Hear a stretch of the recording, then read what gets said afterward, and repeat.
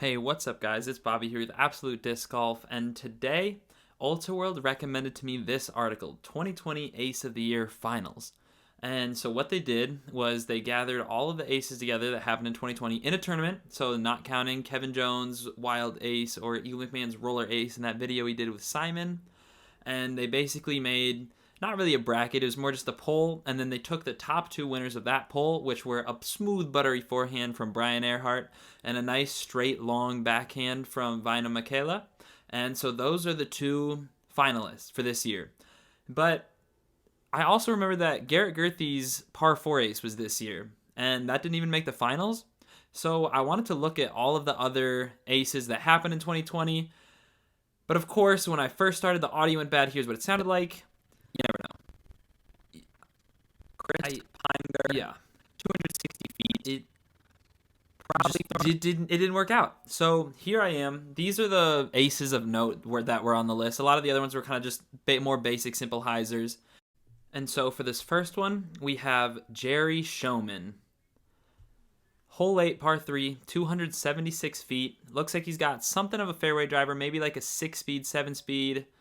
And he gets it right over the bush and nails center pole. I think, even though I mentioned that I took out some of the more basic ones, I really like that one just because had his disc been like a foot lower, it probably would have been caught up in the bushes and he might not even have had a great look for birdie. But because he managed to just get it over the bushes, he walks away with a 1 and the huge eagle on the hole. Here's just another angle of it. You can see it coming in. Turned it just a little bit at the start, but it had enough stability to finish out at the end. He probably threw, assuming he's Innova sponsored, judging by the graphic, it's probably a T-bird of sorts. I could also be incorrect in that statement. And the next one up, we have Colin Forehand, who ironically is throwing a backhand here, some kind of a putter, and he gets it up there, floats it, a little dink off the tree, a little tree direction right into the basket. And I love that shot. I think it's so unique that you can do that in disc golf. He puts it just high enough off the tree, and then it starts hyzering a little bit more, and it forces its way right into the basket. Absolutely outstanding shot. And then we get to the shot that I mentioned at the start of the video, Garrett Gerthy's 432-foot par 4 ace with his Emperor, I think S-blend, could be wrong. Just absolutely brilliant shot.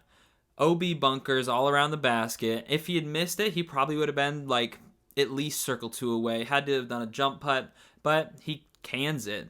Easy one, easy albatross. And I really don't know how that one didn't make the finalist list.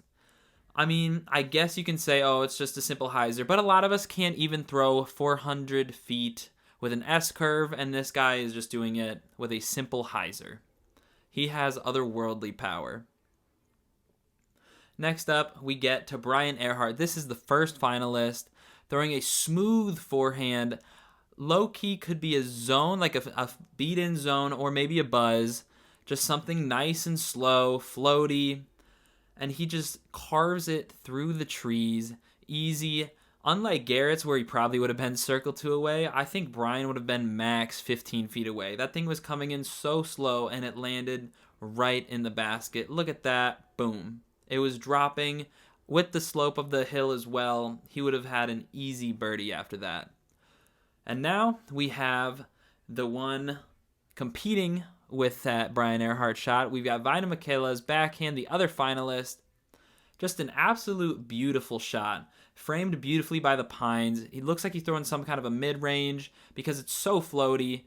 Just a little bit of hyzer and it flipped it up to flat and then it just carried straight into the basket. Brilliant shot. But I don't really see how this is significantly better than Garrett Gerthy's. And we'll get to the voting percentages at the end of the video because I think those were kind of unique.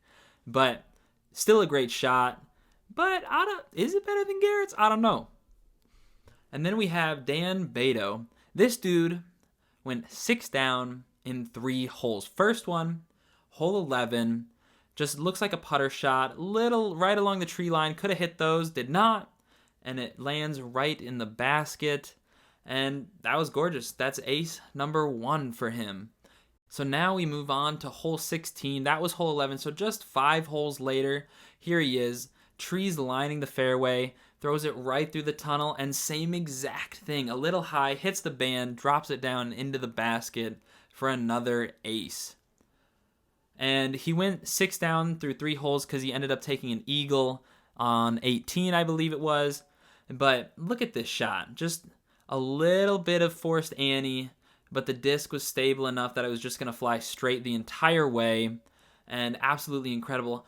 But I don't know if you give him credit for both of them, because that ace, it was good. But both aces together, I think that deserves the finals. But I don't know if you get to determine whether or not it's just one ace or aces in a round. Who knows? Now we have Paul Macbeth and Steve Brinster's aces at the MVP Open. I'm sure you all have seen this one. Straight over the water. The two of them took slightly different routes, but for the most part, it was just hang a putter mid-range, flat, little hyzer, and land right in the chains. Easy, easy ace. And so now when you're looking at the percentages, you see Brian Earhart and Vina Mckayla took just about 30% each. Garrett Gerthy was way behind with his par 4 at 11%. And then you see Paul Macbeth with 10% of the votes. But the thing that I found really interesting is that if you look at Steve Brinster's MVP ace, it got only 0.5%. The difference between that ace and Paul Macbeth's ace, pretty much nothing. The same exact hole, pretty similar disc choice, pretty similar shot shape. Paul's was a little bit higher, but I don't see how he gets 10% more of the votes than Steve Brinster does there. And then the other ace I felt got snubbed a little bit here was Colin Forehand's tree direction ace. It only got 1% of the votes, and maybe you can say, oh, it's because the shot wasn't all on him. He got super lucky. Yeah, all aces get super lucky, and seeing a tree kick in a tournament, that would be absolutely wild for me. I would probably shank my next drive just because my adrenaline was running so high because of that. So then we get to my top 3. So I think Garrett Gerthy's par 4 absolutely up there. I think Brian Earhart's absolutely up there too. Both shots were unique in their own way. Garrett's for its distance, Brian's for its smoothness. And then for the last spot in the top 3, Colin Forehand is close. I think Vina Mckayla absolutely has a case to be number 3. And then I also really liked both of Dan Beto's aces. But so assuming if you can give both of them and just count it as like one thing in general, like combine them, then I think it takes one of the top spots. But otherwise, I think it belongs to either Colin or Vina Mckayla. Either way, all of them were great shots. Let me know what you guys thought were some of the best shots down below. And let me know if you feel like maybe the voting was a little bit off too. And as always, have a wonderful day.